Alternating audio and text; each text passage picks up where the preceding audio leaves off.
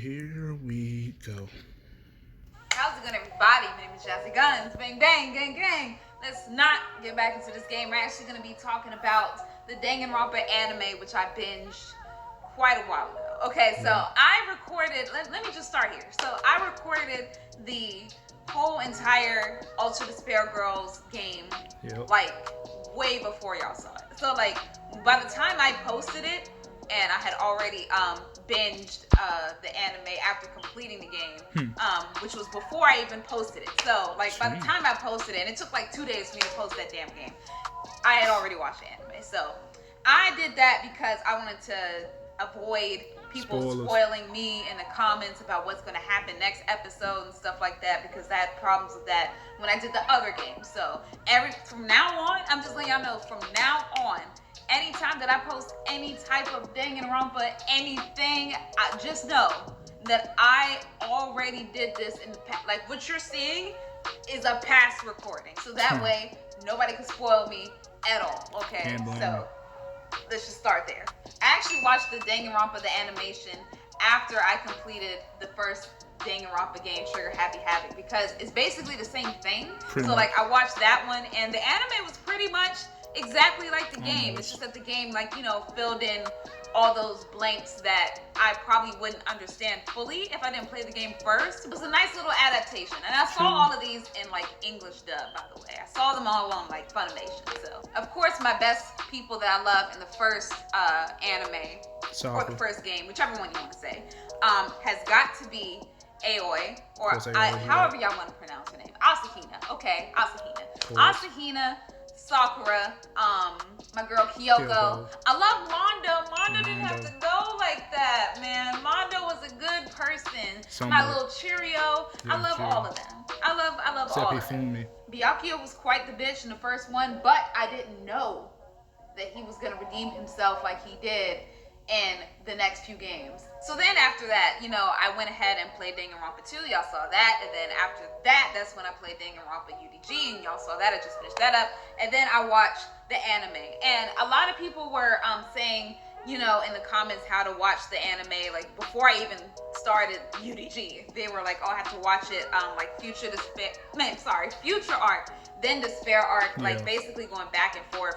It wasn't as confusing as people were explaining it to be. Like, it's just go Future Arc, then Despair Arc. Future episode 2, Despair episode 2. Future episode 3, Despair episode 3. Like, it's not that hard to me. Like people explained it like it was super hard to understand, and it wasn't. But when I started watching the first episode of the Future Arc, I was kind of confused about, like, you know, some of the characters that they had, because of course I haven't seen them before. But, you know, we have seen people like Makoto, Kyoko, Asahina, people like that. Like, we know them. But I didn't know the rest. So, like, I had to just, like, try to figure out which Ultimates people were and everything like that. And I gotta say, I was kind of disappointed that one of the characters died off so freaking fast. Spoiler, don't look past this if you haven't watched it, because I'm about to name some people that died. Okay. Starting off with Great Gozu. Why did he have to go? I wanted to see more of him, okay? I wanted to see more of him. He seemed like a good dude. He seemed like he was really, like, trying to fight for the Future Foundation. He didn't have to go out like that. He did. He did, okay? Koichi was cool. We saw Kyoko's dad there. And in the Future Arc, we saw that Kamaru and Toko were, like, still fighting in Toa City. So that was kind of cool to see, considering that I had just finished the game. Alright, I'm back. That was kind of cool. And it was just so funny to me how Hero is still useless. He's just still useless. Like, everybody's fighting, right? And this whole entire time in the Future Arc, Hero is just out there dodging bullets, coming to him from helicopters and everything. He's just running for his life. Can't make it a campfire outside, because everybody else that's in his group is already inside the building. And it was just, he just seemed like he served no purpose. Like, I don't know. Like, he's just still purposeless. Like, his mom was doing way more than he was. Like, come on. Never mind.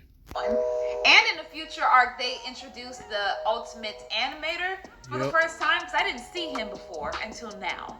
I could not believe that Monica was there with them the entire time, operating like this little android robot thing. Yeah, and that's after Dangaronpa Ultra Despair Girls when she got her legs crushed. Acting like she was one of the people in the Future Foundation. I was Yep. like, this bitch got it. And then she had the nerve to dress herself up Like as like Junko. Junko-esque. Yeah, like like, you know, like Junko, put her hair in the pigtails and have little Monokuma and everything Yep. like that. So I was like, what? Like, I was like, how is Junko she here, 2.0. yo? But of course, I know that all the kids survived, you know, from UDG. So I knew that. But I didn't think that I would see her, like, there, proposing to be somebody else that she already done killed, okay? Now, in the Despair arc, that gives me way more information About, the than rest of the characters. Future, okay? Well, I would say Future and Despair was giving me information side by side. So, I did not know, or it never clicked to me, that the class from the second game was actually before the class of the first game. Yep. And they were actually class 77, while game number 1 was class 78. Yep. And then I see exactly how class 77 turned into the remnants of despair and everything. And then I see exactly why Makoto was going to be arrested by the Future Foundation for trying to help out the remnants of despair. Like, it was a lot. It was a lot, yo. And I gotta say, after watching the Despair arc, I already loved Chiaki. Okay, I already loved Chiaki. Yeah. She was already one of my fans because she was the ultimate gamer. But let me say, They killed off watching the again. Despair arc had me feel for her so much because Yeah, like she all died Chiaki again. wanted to do was just play video games with everybody and become friends because her teacher helped her do that instead of like staying by herself in the corner. And that kind of hit me in my then heart she because died like I was first. like that. I was like that. I didn't talk to people in school. I just kept to myself, like, and just like, you know, either listen to music and draw or, you know, like if I had a handheld like PSP, I would be playing it in class, but I didn't have it. But anyway, I would have been the same exact way. So her like branching out and getting friends with her class by just, you know, playing the video games, it just hit me a little in my heart and everything. So, you know, and in the Despair arc, they introduced the ultimate imposter, okay? Yeah, because when Fat I played the Byakuya. game, I thought that was Fat Byakuya. No, it wasn't. It was the ultimate imposter. So Fat I actually saw like how he was impersonating different people and how he was helping the animator, and come to find out that the animator was the one that helped Junko make the subliminal messages in her little videos to make people brainwashed, turn to despair and to kill themselves and everything. After all of this, after seeing the whole anime, Junko the evil's one. is the damn devil. I said this before. Like, she is just the devil. Like, Incarnate, she created so much chaos just because she was bored. Just because the bitch was bored. Like, are you serious? And then her sister, like, worships her to the bone, and she would freaking die for Junko, which everybody would do. And it was just amazing. It was just amazing how Junko could get her clutches into everybody and make them do what she wanted them to do. And to think that I liked this girl. To think that I liked Junko in the first game just because of her attitude and everything. And by the way, her voice in the dub probably was a little annoying. Like it was the same voice that I heard like in the games and stuff. When you hear it for a prolonged time in the anime, it get a little weird. As far as the dub version I'm talking about. And then the death scene for Chiaki that they had, I felt so sorry for her because it was like I was watching her die twice, because in the game, her punishment in the simulation was like, you know, a video game like type punishment. And so then in the anime, in a real life, when she really died, she was going through another game, basically a maze, and she was just getting punctured everywhere. And then she had the multiple, like it just made me cry.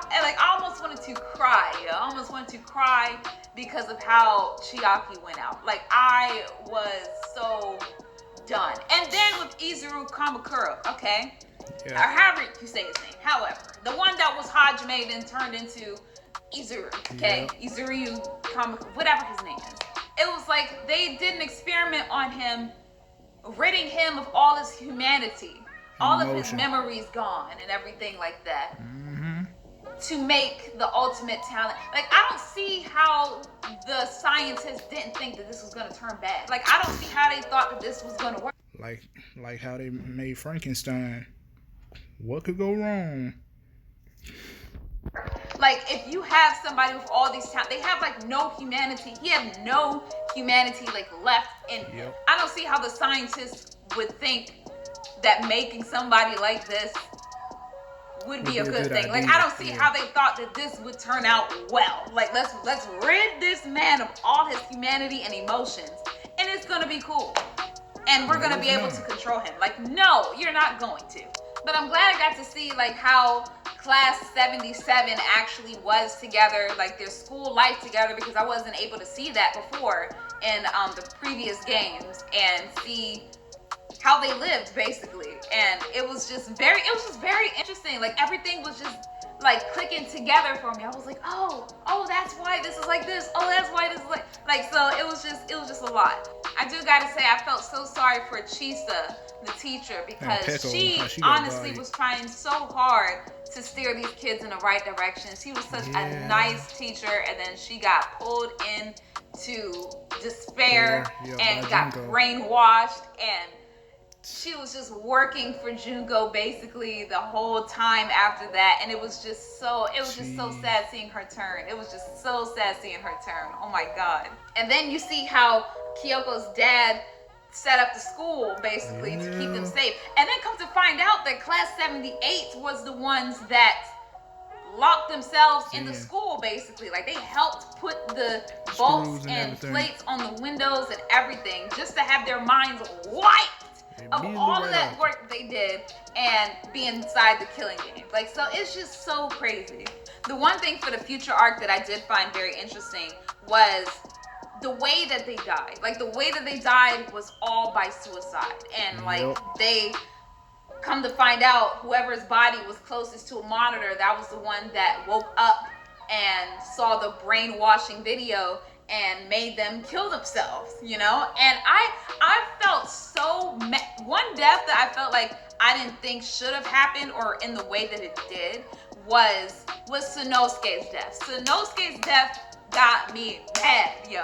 The reason why I was mad, Ruka was with Sanosuke the entire time, right? Yep. This is her ride or die, right? He will do anything for this girl, okay? And then they get into the room where he finds like some safety. So he's setting traps, he's making sure that they're good and that they're safe.